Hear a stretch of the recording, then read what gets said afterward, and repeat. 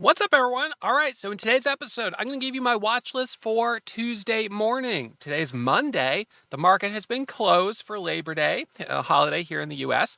I hope you guys have been enjoying the long weekend, a little 3-day weekend. This sort of marks the end of summer, and it's not surprising that the last month of summer, the month of August, is seasonally going to be a slower month of the year. There's a lot of companies that seem to hold back on putting out headlines.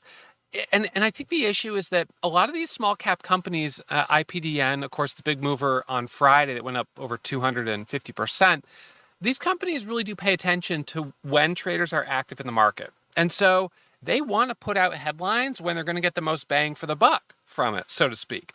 So they're going to put out headlines when traders are actively trading, because that's when a headline is going to get picked up. And next thing you know, the stock goes up 300, 400, 500% in one day. When that happens on 200, 300, 400 million shares of volume, that can be an opportunity for these companies to sell more shares on the market and to raise a lot of money.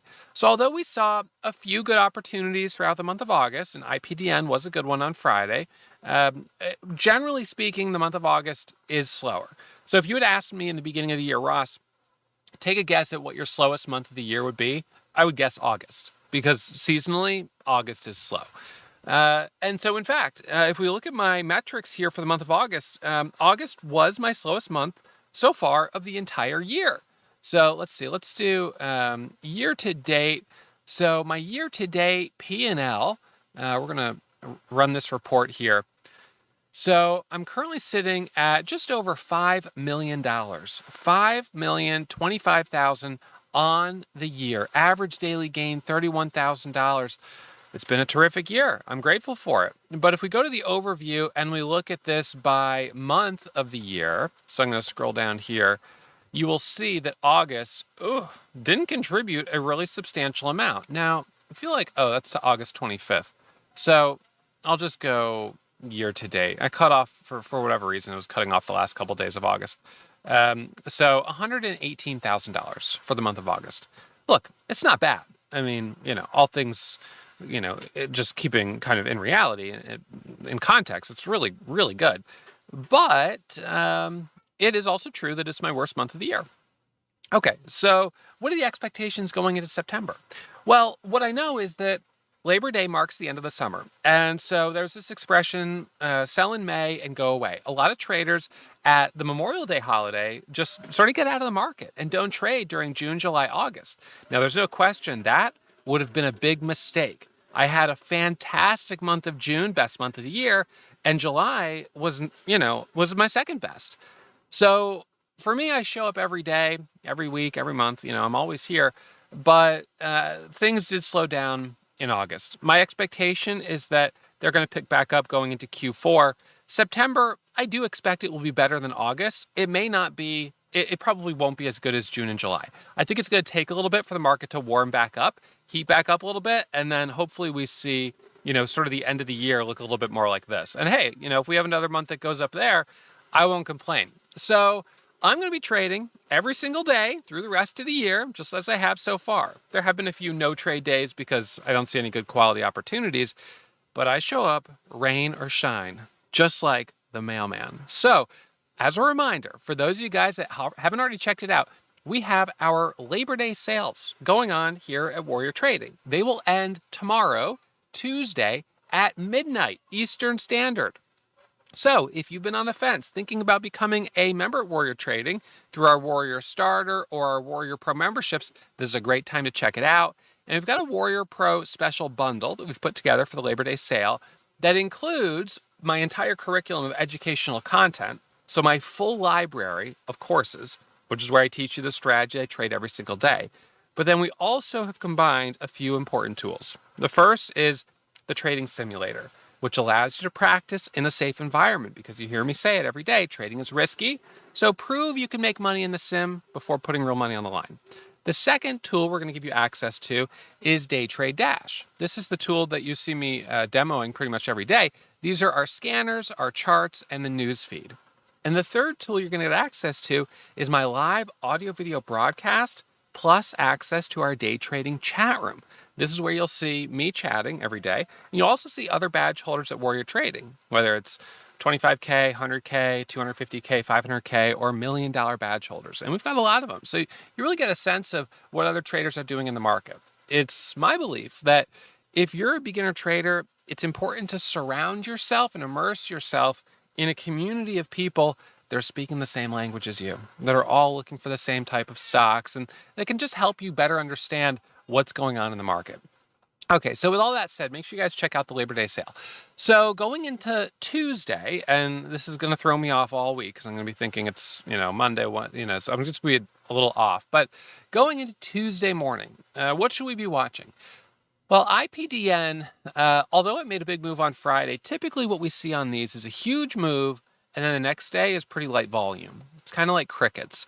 The money was made in this front side of the move right here, and now as it's kind of unwinding, people are just going to lose interest, and they're going to look for the next stock. So IPDN, that's out of play. That was our leader, both in percentage gain, but also in volume on Friday. GMHS, this was a little bit cheaper. This one's not going to be in play, I don't think, on Tuesday. It's just stair-stepping down. This was the move up, great, and then now it's dropping down. And when they pop like that, I generally consider that to be a pop on the back side of the move, because this was the front side when we were moving up, and now we've broken that trend. So pops on the back side typically don't hold up, and it just ends up going lower. So got to be careful not to get caught in that. That can be a bull trap. So it traps bullish, long bias traders, but it's a short-lived pop before a continuation down. NUKK, 83 million shares of volume, kind of similar, nice front side of the move early, and then sold off, and then these pops didn't hold up. So one of the scans, there's a few different scans I like to run on Sundays, or in this case, Mondays, as I put together my watch list. And one of the first will be, the first one is looking at the top gainers from the previous day. So we've already done that right there. And there's not really anything from Friday that we're going to look at for continuation. So that we've looked at it, but there's nothing there. The second one would be after hours top gainers. And it would be rare to have an after hours top gainer on a Friday before the long weekend to continue its momentum going into that next Tuesday. And in fact, none of these are high enough percentage gains or really significant enough volume that it would be worth it. So this is not going to give us any actionable ideas for tomorrow. All right, so then the next scan is going to be looking at continuation, the recent IPOs and recent reverse split. And I'm going to start, I want to start with the recent reverse split. So recent reverse splits have been giving us some nice action as of late. And I want to see if there's any that are new in the last few days. So this one right here, the reverse split was on 8/28. So if we check this GDHG, we got to link up our charts. All right, so GDHG. Okay, so once you kind of get oriented with this chart, we check the daily chart. And you can see this is a stock with a history of dropping. It's dropped so much that I'm starting to wonder if it's Chinese. So let's just go and check the stock window. It's Chinese, CN. Okay, so that by itself adds, a higher degree of risk to consider trading it. These stocks can make big moves, but they can also, as we know, experience 90% drops in a single day, as this one kind of has had some big red candles in the past. So yeah, look at that. Gosh, those are bad. So that was a bad one right there. That was really bad. So a huge drop, then it just goes basically all the way to practically zero, and then they do a reverse split, so the price comes back up. Probably not going to be something that's trustworthy. Other reverse splits, BCTX, this was on 8/25. Has not had a volume pop, is not Chinese, it's Canadian. So let's see. Canadian companies are not known for being like big momentum stocks, generally speaking. BCTX. I just want to look at this for one quick second.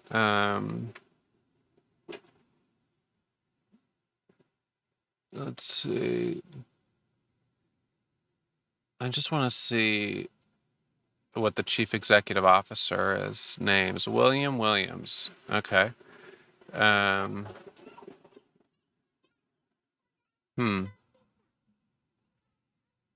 I'm just checking to see if there's a Chinese connection on this, because sometimes you'll have companies that list um, in Canada, or they say they're Canadian, but they're really not. In any case, I don't see that to be the case here. But um, in any case,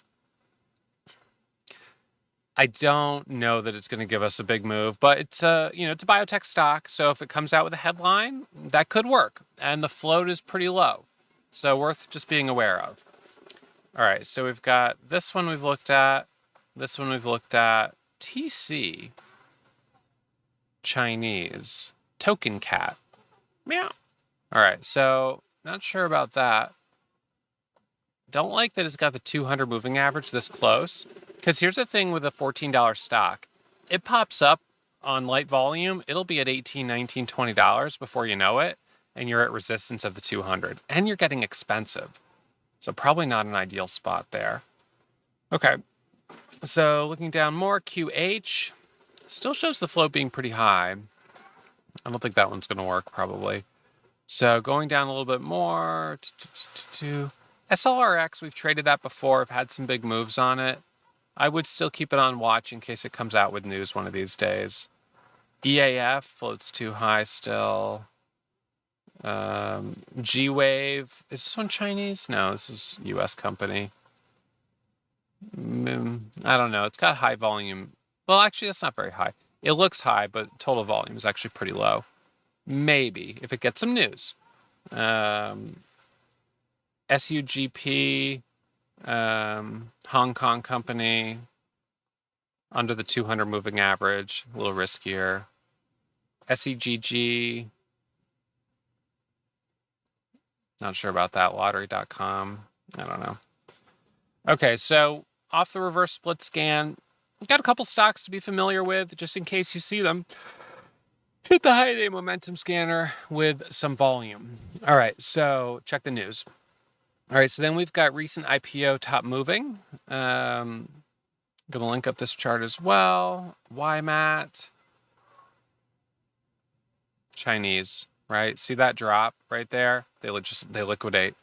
ETS selling off, no good. This is the problem recently, is that we've had a lot of these Chinese stocks or foreign listed. This is Singapore, that have popped up and then just sold off hard. Hong Kong. It looks good. It's kind of almost like a cup and handle right here. Double top would be up around 14. That could work, but news would help it a lot. EFTY, all-time high, a little over 8.